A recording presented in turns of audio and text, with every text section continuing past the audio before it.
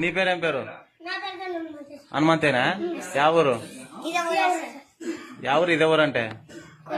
పెద్దకడూరా. ఏం జరిగిందిరా?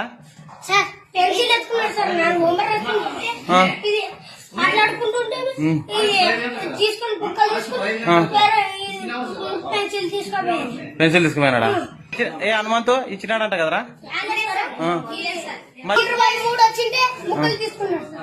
అదా? మరి ఇప్పుడు ఏం చేద్దాం? మరి తెచ్చినాడంట కదా, ఎట్లా? కేసా? కేసు ఎందుకురా?